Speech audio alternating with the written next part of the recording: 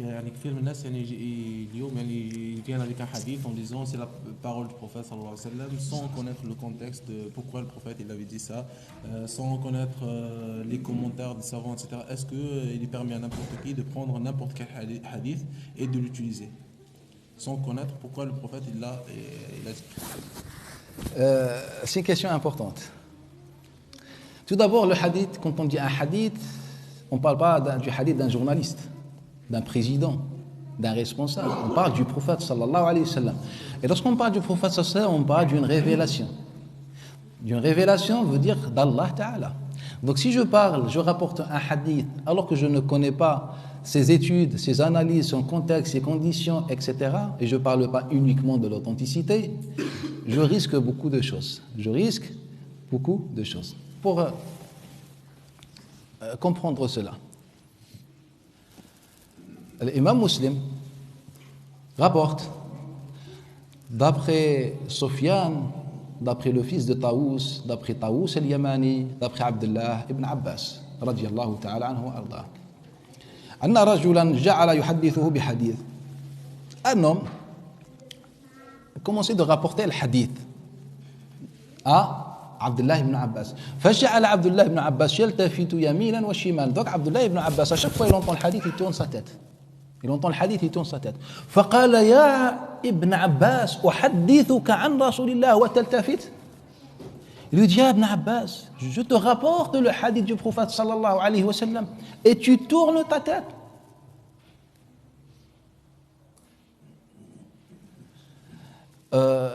J'aimerais bien que vous remarquiez avec moi le prétexte utilisé par cette personne, le hadith du prophète sallallahu alayhi wa sallam.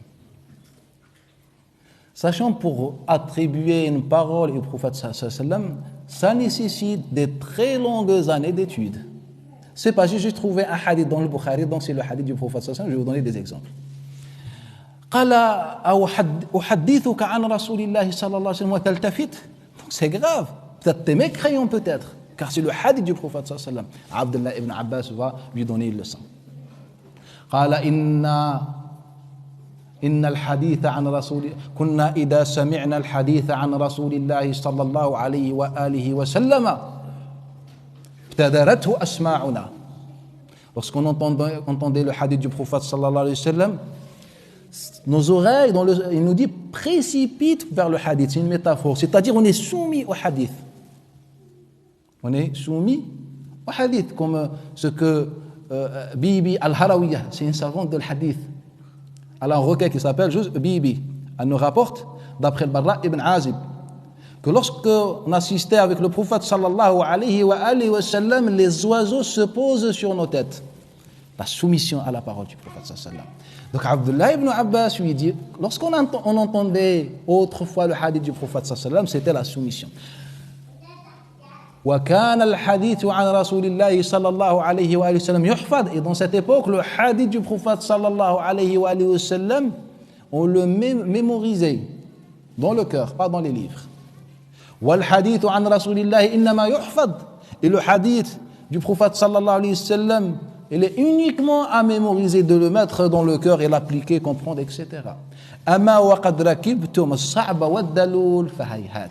Mais quand vous avez pris et utilisé as-sa'ba wa ad-daloul fahayhat. As-sa'b, c'est la bête difficile. Ad-daloul, c'est la bête humiliée, soumise, etc. C'est-à-dire toute forme de bien. Vous êtes dans le dunya. Fahayhat, hayhat, c'est-à-dire que le hadith s'est éloigné de vous. Ismu fi'li madi yadullu ala al-muba'ada fahayhat. Donc le problème ne se trouve pas dans la parole du prophète sallallahu alayhi wa sallam, le problème se trouve dans celui qui rapporte la parole du prophète sallallahu alayhi wa sallam, car rapporter la parole dans un mauvais contexte, avec une mauvaise utilisation, est considéré comme une apostasie en islam. L'imam Ibn Abi Hatim fi al-Ilal rapporte an Abdullah ibn Umar, qui a dit que celui qui parle de la religion avec son propre avis, elle est kafir. Et Ibn Ruzayn rapporte que le prophète sallallahu alayhi wa sallam a dit que celui qui parle du Coran al-Karim avec son avis, et il a raison, il a un péché. Et s'il s'est trompé, il est kafir. Jabir ibn Abdullah, comme il rapporte l'imam al-Khatib et l'imam ibn Asakir, il dit que le prophète sallallahu alayhi wa sallam a dit Man haddatha fi dinina bi ra'yihi faqad khana din Allah. Celui qui parle dans notre religion par son propre avis, son opinion, il a trahi le din. Il a trahi la religion. Donc le problème, ça, malheureusement, c'est un phénomène. On apprend un hadith et on dit, masha'Allah, on a la science de le hadith. Et le hadith, avant toute chose, on n'apprend pas le hadith dans les livres. On n'apprend pas le hadith dans les livres. Quelqu'un, il me dit, j'ai trouvé un hadith dans le Bukhari, donc pour lui, il est authentique, car l'imam Bukhari l'a authentifié. Donc ni moi, ni personne d'autre a la compétence de mettre en cause la décision de le Bukhari, le jugement de le Bukhari. On est d'accord sur ce point, naam. Mais l'imam al-Bukhari, au final, il était shafi'ite. S'il rapporte le hadith, son hadith est conforme avec l'école shafi'ite. Donc si tu me rapportes un hadith de al-Bukhari et moi je suis malikite, ça ne me concerne pas trop. Car tu as rapporté le hadith à partir d'un chapitre. Et le chapitre, il est conforme à l'école shafi'ite, car l'imam al-Bukhari est shafi'ite. Donc déjà, lorsqu'on prend un hadith d'un chapitre, on est dans la mauvaise direction.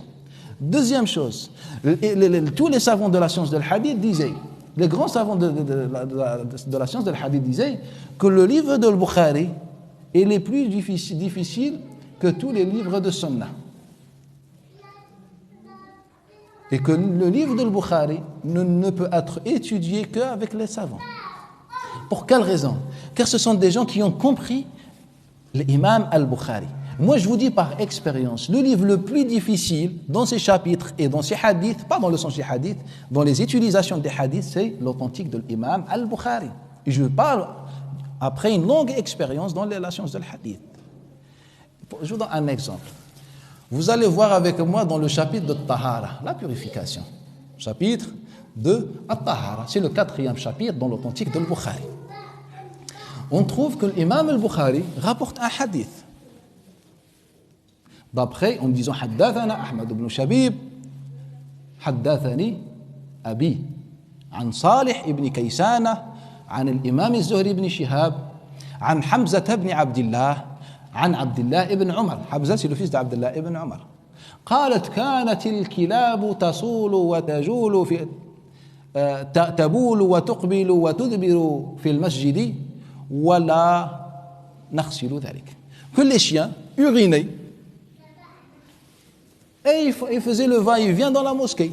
Les gens priaient, on récitait le Coran et on a un chien qui urine et après il joue et après c'est un chien, il fait sa vie. Et on ne l'avait même pas derrière les chiens. C'est un hadith authentique, la chaîne de transmission est exposée. Et dans le Bukhari. On imagine qu'un non-musulman, le lendemain ou bien maintenant, il vient avec son chien ici, il est sorti le soir avec son petit chien. Et on dit, non, il faut sortir le chien, il ne sort le hadith de Bukhari. Un non-musulman qui a étudié un peu le Bukhari. On va dire quoi ce non-musulman? Il a un hadith authentique. Et l'imam al-Bukhari le rapporte dans le chapitre. Est-ce qu'on va appliquer le hadith? Bien sûr que non, on n'applique pas le hadith. Car c'est logique, l'urine, etc. Mais nous, on veut la réponse. En fait, l'imam al-Bukhari, lorsqu'il rapporte le hadith dans son livre, il ne prend pas soin, ou bien il ne prend pas en compte l'abrogation du hadith, ou bien le contexte, etc. Parfois, il rapporte le hadith dans le sens de son école, mais parfois, il utilise le hadith pour d'autres raisons. C'est pour ça que les savants, ils ont dit que l'authentique de Bukhari est difficile. Donc, de la priorité, l'authentique de Muslim, car l'authentique de Muslim n'a pas de chapitre. Les chapitres dans l'authentique de Muslim posés par des gens après lui. Ce n'est pas Muslim qui a mis les chapitres. Donc, ce hadith qui se trouve bien dans l'authentique de Bukhari. Mais l'imam al-Bukhari, dans d'autres endroits, nous a dit que le hadith est abrogé. Mais lorsqu'on est dans le sujet de la purification, où on doit apprendre si c'est vraiment abrogé ou pas, l'imam al-Bukhari ne donne aucun signe. Car l'imam al-Bukhari n'a pas écrit son livre pour des amateurs, a écrit son livre pour qu'il soit étudié par les savants. C'est pour ça qu'il a consulté des centaines de savants pour que son livre soit validé. Et son livre a été validé par plus de 1000 savants de l'hadith. Donc ce n'est pas un livre pour n'importe quel musulman. C'est-à-dire, j'ai pris le son. Si quelqu'un me rapporte un hadith de Bukhari, je fais ce qu'Abdullah ibn Umar a fait. Je tourne ma tête à gauche, à droite. Ou bien je prends un journal et je lis mon journal. Car le hadith de sa bouche dans ce contexte, ce n'est pas la parole du prophète sallallahu alayhi wa sallam. Les exemples sont nombreux dans l'authentique de Al-Bukhari sur cela. On a un autre hadith toujours dans le même chapitre de Zayd ibn Khalid al-Juhani, que j'ai demandé à Ubay ibn Ka'b, à Abdurrahman ibn Auf, à Ali ibn Abi Talib sur celui qui pendant son rapport avec sa femme, mais sans que le liquide sorte, est-ce que cette personne peut prier directement, c'est-à-dire après avoir fait al-wudu, pas les grandes ablutions, ou pas? Donc il nous rapporte 2 hadiths, dont celui-ci, et le deuxième c'est celui de Abi Hurayra, que non, que tous ses compagnons ont dit à Zayd ibn Khalid al-Juhani que ça nécessite que les ablutions. C'est un hadith du prophète sallallahu alayhi wa sallam. Donc si quelqu'un vient me dire que pourquoi l'école malikite ou shafi'ite et hanafite ne disent pas, ou bien disent le contraire, qu'il faut faire les grandes ablutions, donc ils appliquent pas la sunna, et moi j'ai le kitab wa sunna, et le hadith est clair dans le Bukhari, 2 hadiths. Et de plus, les compagnons vont dans le sens des 2 hadiths. Donc c'est une argumentation qui semble irréfutable, parfaite. Mais en vérité, ce n'est même pas une argumentation, car l'imam al-Bukhari lui-même, il va dire que ces 2 hadiths que j'avais mentionnés sont abrogés, et que ces compagnons qui ont affirmé le sens de ces hadiths ont revenu sur cette fatwa après avoir consulté les autres compagnons radiallahu anhum et vu les autres hadiths du prophète sallallahu alayhi wa sallam. Mais l'imam al-Bukhari, lorsqu'il rapporte ce hadith, il était dans un contexte particulier. Mais que dans un autre endroit, l'imam Bukhari va nous dire en vérité, non, ces hadiths en vérité, ils étaient abrogés, et les compagnons, ils ont changé la fatwa après avoir consulté les compagnons, etc. Donc si moi je trouve ce hadith dans le Bukhari, je vais dire directement que voilà, ces gens ne suivent pas Sunnah, ils suivent des hommes, on ne parle pas des marchands, des amateurs, on parle des hommes de l'islam, mais malheureusement, ils suivent des hommes, et nous, on suit la Sunnah, j'ai le hadith. Donc ce n'est pas un hadith du prophète sallallahu alayhi wa sallam. Tant qu'il n'est pas prononcé par un savant, utilisé par un savant, avec les études et les analyses d'un savant, ce n'est pas un hadith du prophète sallallahu alayhi wa sallam, même si quelqu'un me le sort de l'authentique Bukhari ou Muslim al-Tirmidhi, etc. Ce n'est pas un hadith du prophète sallallahu alayhi wa sallam. Donc pour que ça soit une sunnah, elle doit être utilisée dans le contexte. Je vous donne un autre exemple. L'imam al-Bukhari, dans le chapitre de la Qibla, pour montrer que la Qibla est obligatoire et que la Qibla c'est la Kaaba, nous rapporte le hadith de Ibn Jurayj, d'après Ata, d'après Abdullah ibn Abbas, que An-Nabi sallallahu alayhi wa sallam, le jour de l'ouverture de Makkah, est entré à la Kaaba et il est ressorti sans qu'il prie, et il nous a dit voilà la Kaaba, voilà la Qibla. Ce hadith il est faux. Ce hadith, il est faux, mais pas par rapport à la chaîne de transmission. Et l'imam al-Bukhari, déjà en personne, n'est pas d'accord avec le hadith. Mais pour quelle raison l'imam al-Bukhari le rapporte? Pour un contexte, pour lui, juste pour montrer que la Qibla, c'est la Kaaba. Et la Kaaba, c'est la Qibla. Et comme ce hadith mentionne clairement que la Qibla, c'est la Kaaba, car Abdullah ibn Abbas, à la fin, il nous dit que le prophète sallallahu alayhi wa sallam s'est dirigé vers la Kaaba en nous disant, c'est ça la Qibla, l'imam Bukhari l'a rapporté. Sinon, le hadith est faux. Pour quelle raison? Car tous les savants de l'islam et tous les compagnons ont affirmé que le prophète a bien prié dans la Kaaba. Et Abdullah ibn Abbas a dit cette parole, a dit cette parole en pensant que le prophète sallallahu alayhi wa sallam n'a pas prié dans la Kaaba. C'est pour ça tous les savants et les compagnons ont dit que Abdullah ibn Abbas a fait une erreur. Mais le hadith se trouve dans le Bukhari. Se trouve dans Al-Bukhari. Mais l'imam al-Bukhari, lorsqu'il l'a rapporté, il savait que le hadith n'est pas exact et c'est une erreur d'Abdullah ibn Abbas ou d'un autre transmetteur, mais il l'a rapporté par un autre but, par un autre objectif. Et les exemples sont notoires. C'est pas juste j'ai étudié un hadith, donc je connais la sunna du prophète sallallahu alayhi wa sallam. Et la réponse sur cette question nécessite beaucoup d'explications et de détails qui peut prendre beaucoup de temps, et on s'arrête ici, incha'Allah ta'ala.